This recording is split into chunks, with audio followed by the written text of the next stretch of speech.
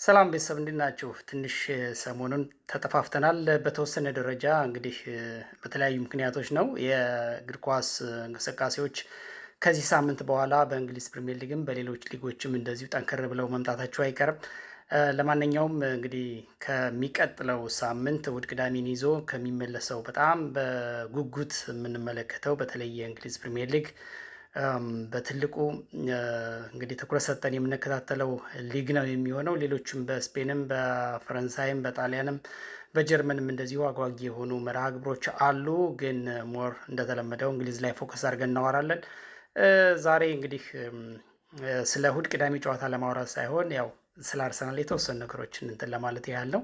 አንዳንዴ በብሽሽቅ በሚመስል መንገድ አንዳንዴም ደግሞ ፎርማሊ እግር ኳስ መረጃን ከሚሰጡ ሰዎች ያልተጠበቁ መረጃዎችን ያልተጠበቁ ዝም ብሎ ይሄ ቀልድም ፉገራም ቢሆን አንዳንዴ እውነትነት የጎደላቸውና የተወሰኑ አላደል ሚዛን የሳቱ ነገሮችን እንመለከታለን። ለምሳሌ እዚህ እንደምትመለከቱት አንዳንድ ዝም ብለው ቀልዶች አሉ። እስኪ እንስማቸው። ባለ አራት ዋንጫ አርስዬ አልጫ ሁልጊዜ በጭባጫ ሚጠለዝ በርግጫ ሚዜ ለሙሸራ እንደዚህ አይነት ያው ማለት ፉገራ ነው፣ ግልጽ ነው። ትንሽ የሚያዝናና ይመስላል፣ ግን ይሄን ብቻ አይደለም። ይሄን እንደው እንደ ምሳሌ ያመጣውላችሁ እንጂ በተደጋጋሚ ምንድነው እሱ ያልተገባ ንግግሮችን የሚናገር አንድ ልጅ አለ እና የእሱን እንትኖች በተደጋጋሚ እያመጣሁኝ እዚህ ስላወራውባቸው ዛሬ ድጋሚ ማምጣት አልፈለጉም። ምን ይላል መሰላችሁ? እኔ የኮራው የማንቸስተር ዩናይትድ ደጋፊ ነኝ ይላል ልጁ። እኮ የእግር ኳስ አናሊስት ነው፣ መረጃ የሚሰጥ ልጅ ነው። እና ስለዚህ አርሰናል በሳምንት 3 እና 4 ጨዋታዎችን ያደረገ እያላችሁ ትኩራራላችሁ። ማንቸስተር ዩናይትድ ደግሞ በምንድን ነው እሱ በወርም አንድ የሚያድርግ ምን የሚያድርግ አርሰናል ምንድን ነው የተፈጠረ ምንድን ነው የተለየ ነገር የፈጠረው ምንድን ነው ምናምን ብሎ ይጠይቃል። እና ደረቱን ነፍቶ በቃ እኔ ፕራውድ አደርጋለሁ በማንቸስተር ዩናይትድ ከአርሰናል ይልቅ ይላል። አሁን እኔ አርሰናል የመከላከል ወይ ምናምን ይሄንን ካውንተር የመምታት ብቻ ሳይሆን የእግር ኳስ ሎጂኩን ስለሳተ ነው የተወሰነ ነገር ማለት የፈለግኩት። በነገራችን ላይ መርሳት የሌለብን እግር ኳስ በዚህ ሰዓት ትልቅ የቢዝነስ አውታር ነው። አንደኛ መዝናኛ ነው። መዝናኛነቱን መሰረት አድርጎ ባለው ሰፊ ተከታይ የህዝብ ቁጥር ቢዝነስ ነው የሚሰራበት። ሂውጅ የሆነ የቢዝነስ ኢንዱስትሪ ነው ልንለው እንችላለን፣ ወይም ደግሞ የቢዝነስ ዘርፍ ነው ልንለው እንችላለን። ስለዚህ መረሳት የሌለበት ነገር ክለባት ብዙ ጨዋታ ባደረጉ ቁጥር በብዙ ውድድር መስኮች የተወሰነ ርቀት በሄዱ ቁጥር የሚያገኙት ግዙፍ የሆነ የገንዘብ ሽልማት ወይም ደግሞ የገንዘብ ዋጋ አለ። ስለዚህ ዓላማቸውን ከግብ የሚመቱት ክለባት ማለት ዝም ብለው ስሙን ይዘው በመቀጠላቸው ሳይሆን ወይም ደግሞ በውድድሩ መጨረሻ የሚያነሱት ይሄ ዋንጫ የሚባለው ከወርቅ የሚሰራ ከብር የሚሰራ ከቆርቆሮ የሚሰራ እሱ ብቻ ሳይሆን እሱ ክብር ነው፣ በምንም አይተካ አሸናፊነትን ማረጋገጫ ነው። ሻምፒዮን መሆንን ተከትሎ የሚመጡ ብዙ ጥቅሞች አሉ ተዘርዝረው የማያልቁ።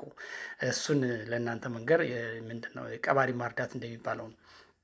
ስለዚህ ያ እንዳለ ሆኖ ግን ደግሞ ክለባት የሆኑ ስቴጆችን ባለፉ ቁጥር ወይም በብዙ ውድድር ዘርፎች እስከተሳተፉ ድረስ የሚያገኙት ጥቅም አለ። እንደው ምሳሌ ያህል አሁን ለምሳሌ በኤፍኤ ካፕ የመጀመሪያው ራውንድ ላይ የቀረ ክለብ 47750 ፓውንድ ያገኛል።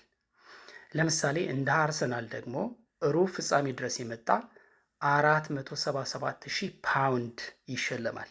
ልዩነቱ 429250 ፓውንድ ነው።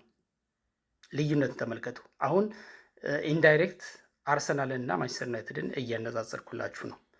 ከዛ ውጭ በአውሮፓ ቻምፒየንስ ሊግ ለተሳትፎ ብቻ ይሄ ፓርቲሲፔሽን ፊ የሚባለው 18.6 ሚሊዮን ዩሮ ያገኛሉ።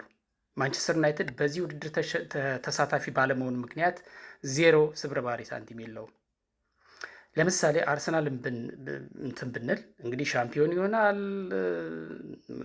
ወይም ደግሞ ለፍጻሜ ደርሶ ይሸነፋል፣ እሱ ሌላ ጉዳይ ነው። ግን ሩብ ፍጻሜ ላይ ነው ያለው። አሁን ይሄ የተሳትፎ ብሩ 18.62 ሚሊዮን ፓውንዱ በተጨማሪ 12.5 ሚሊዮን ፓውንድ ፕላስ ያገኛል ሩብ ፍጻሜ ላይ በመገኘቱ። ፕላስ ከምድቡ አንደኛ ሆኖ በማጠናቀቁ ያገኘውን ፕራይዝ ባለፈው ስገልጽላችሁ ነበረ። ስለዚህ የሚያገኘውን የገንዘብ ምን ያህል ሂውጅ አማውንት ኦፍ መኒ እንደሚያገኝ አስቡት። ካራባው ካፕ እንኳን ትንሿን ብንመለከት ለምሳሌ በመጀመሪያው ራውንድ ላይ የወጣ እንደ ማንቸስተር ዩናይትድ 5000 ፓውንድ ይዞ ይወጣል።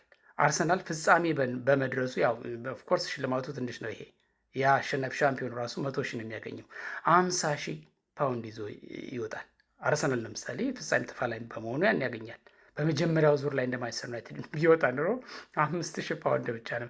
በ5,000 እና በ50,000 ፓውንድ መካከል ያለውን ልዩነት ማየት ነው። በእንግሊዝ ፕሪሚየር ሊግ ለምሳሌ ሁለተኛ ሆኖ ያጠናቀቀና 15ኛ ሆኖ ያጠናቀቀ አንድ አይደለም። ማንቸስተር ዩናይትድ ባለፈው ዓመት 14ኛ 16ኛ ካልተሳሳትኩ እንደዛ አካባቢ ነው የጨረሰው። አርሰናል ደግሞ ሁለተኛ ሆኖ ያጠናቀቀው። ባለፈው ዓመት ለምሳሌ ሊቨርፑል አንደኛ ሆኖ በማጠናቀቁ 174.9 ሚሊዮን ያገኘ፣ አርሰናል 171.5 ሚሊዮን ያገኘ እና የማስታወቂያ የምኑ ራይቱ ሲጨመር ወደ 177.8 ሚሊዮን ከፍ ይላል ተብሎ ይገምታል። ለምሳሌ መጨረሻ ባለፈው ዓመት የወረደው ከወርኑ ሳውዛምፕተን ማለት ነው የመጨረሻው ደረጃ ሆኖ ያጠናቀቀው ባለፈው ዓመት 109.2 ሚሊዮን ነው ያገኘው የመጨረሻው ደረጃ ያለው። ስለዚህ ልዩነቱን ብናየው ለምሳሌ አንደኛ በወጣውና በዚህ መጨረሻ ላይ በወጣው መካከል ያለው ልዩነት 65.7 ሚሊዮን ፓውንድ ነው። እንግዲህ 15ኛ ሆኖ መጨረስ እና ሁለተኛ ሆኖ መጨረስ ሚዜነት ምናምን ይባላል አይደለ? ግን ከእግር ኳስ ሎጂክ አንጻር እና ሂውጅ ቢዝነስ ከመሆኑ አንጻር ክለባት የሆነ ደረጃን ከፍ ብለው በጨረሱ ቁጥር ከአንድም በሁለት ውድድር በተሳተፉ ቁጥር በሚሳተፉበት ውድድር ደግሞ አንድ ስቴፕ፣ ሁለት ስቴፕ፣ ሶስት ስቴፕ እያሉ በሄዱ ቁጥር አላማቸው ምን ያህል አችብ እያደረጉ እንደሆነ እኛ ይገባንም እዚህ ሆነን በቃ ዋንጫ ሲደርስ ይሽኮርማል፣ ዋንጫ ያነሳ ምናምን የሚለውን ብቻ ዘፈን ነው የምንዘፍነው። ግን እሱ አይደለም ሎጂኩ ለማለት ያህል ነው። አርሰናል በነገራችን ላይ በተለይ ከአርሰን ቬንገር ዘመን በኋላ እኔ ብዙ ጊዜ ማይክል አርቴታን ብዙ ክሬዲት የምሰጠው አርሰናል ከወደቀበት አንስቶ አሁን ይሄ አስፈሪ የሚሆን የትኛውም ክለብ ፈርቶ የሚገጥመው ዋንጫ አላነሳም፣ የዋንጫ ቲም መሆን ይቀረዋል ምናምን የሚሉት ነገር ኮሜንቶች እንዳሉ ሆነው ግን አሁን ባለበት ደረጃ በአውሮፓ ውስጥ የትኛውም ክለብ ሊገጥመው የሚፈራው ወይም ደግሞ አስፈሪ የሆነ ቲም የሚለውን ደረጃ እዚህ ደረጃ ላይ ያደረሰው ማይክል አርቴታ በዚህ ደረጃ በመገንባቱ ምክንያት አንደኛ በብዙ ውድድሮች እንዲሳተፍ አድርጎታል። ሁለተኛ በየውድድሮቹ ብዙ ስቴፕ እንዲሄድ አድርጎታል። ይህን ተከትሎ የገቢ መጠኑ ከፍ እንዲል አድርጎታል። በነገራችን ላይ ማይክል አርቴታ የዝውውር መስኮቱ ሲከፈት በአርሰናል ታሪክ ያልተለመደ የዝውውር ፈቃድ ተሰጥቶታል ወይም ደግሞ ገንዘብ ተለቆለታል ተብሎ ይታሰባል። ነገር ግን ቲሙን በመገንባት ያመጣውን ገንዘብ ነው መልሰው የሰጡት። ከየትም የመጣ አይደለም። ይሄ ቡድን ተፎካካሪ እንዲሆን በየውድድሩ እስከ ሩብ ፍጻሜ፣ እስከ ግማሽ ፍጻሜ፣ እስከ ፍጻሜ እንዲሄድ ሁለተኛ ሆኖ እንዲያጠናቅቅ በሊጉ ያስቻለው እሱ ነው። ያን በማድረጉ ምክንያት የመጣ ገቢ ነው። ለምሳሌ አርሰናል ባለፈው ዓመት ወደ 691 ሚሊዮን ፓውንድ ነው ረበኑ አጠቃላይ። በዚህ ዓመት ደግሞ በ12 በመቶ ያድጋል ተብሎ ይገመታል። ምክንያቱም በየውድድር ዘርፉ ያለውን የተፎካካሪነት መንፈስ መጠን አቅም አሳድጎታል። ለምሳሌ በካራባው ካፕ ፍጻሜ ደርሷል። ባለፈው አልደረሰም ነበር። በኤፍኤ ካፕ ሩብ ፍጻሜ ላይ ደርሶ እዛ ላይ ነው እንትን የቆመው። በአውሮፓ ቻምፒየንስ ሊግ ስቲል ሩብ ፍጻሜ ላይ ያለ፣ ግማሽ ፍጻሜ የመግባት እድሉ ከፍ ያለ ነው፣ ኤክስፔክት ይደረጋል። እስከ ፍጻሜ የሚሄደው ዋንጫ እስከ ማንሳትም ኤክስፔክት ይደረጋል። ገና ነው ውድድሩ። በእንግሊዝ ፕሪሚየር ሊግም ዋንጫ የማንሳት እድሉ በጣም ከፍ ያለ ነው። ስለዚህ በዚህ ምክንያት ገቢው ከባለፈው ዓመት ዘንድሮ በ12 በመቶ ከፍ ብሎ እንዳውም የክለቡን ገቢ ሪከርድ ሁሉ ይሰብራል ተብሎ ይጠበቃል።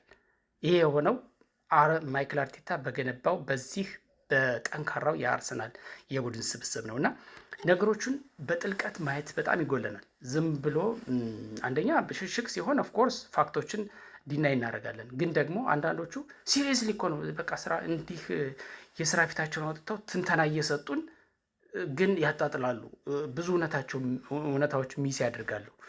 እንደዛ አይደለም፣ የእግር ኳስ እውነታው እንደዛ አይደለም እና አርሰናል ገና ታሪክ የሚሰራ ክለብ ነው። ይመቻችሁ። ይችን ለማለት ያህል ነው ዛሬ ብቅ ያልኩት።